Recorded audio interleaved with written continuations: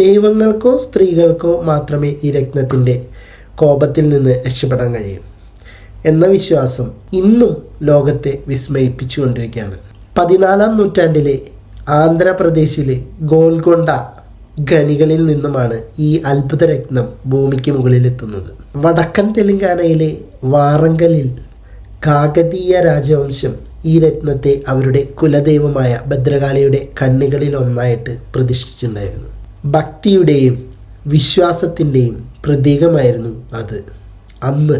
എന്നാൽ പിന്നീട് 1310 അലാവുദ്ദീൻ ഖിൽജിയുടെ സൈന്യാധിപൻ മാലിക് കഫൂർ ദക്ഷിണേന്ത്യ ആക്രമിച്ചതോടെ കോഹിന്നൂർ ആദ്യമായിട്ട് അതിൻ്റെ ഉടമസ്ഥരിൽ നിന്ന് അപഹരിക്കപ്പെട്ടു. ക്ഷേത്രത്തിൽ നിന്ന് പറിച്ചെടുക്കപ്പെട്ട ആ വജ്രം പിന്നീട് കൊലപാതകങ്ങളുടെയും ചതിയുടെയും നീണ്ട നിരയ്ക്ക് സാക്ഷിയായി. മാളവ രാജാക്കന്മാരിലൂടെയും ഡൽഹി സുൽത്താനേറ്റിലൂടെയും കടന്ന് അത് മുഗൾ സാമ്രാജ്യത്തിൻ്റെ കൈകളിലെത്തി. ഇത് കൈമറിഞ്ഞു പോകുമ്പോൾ ചതികളുണ്ടായിരിക്കാം. ഈ ഒരു രത്നത്തിന് വേണ്ടി പലരും പലരെ ഇപ്പം സ്വന്തം ചേട്ടൻ തന്നെ അനിയനെ വഞ്ചിക്കാം. അതാണ് ഇതിൻ്റെ പ്രത്യേകത.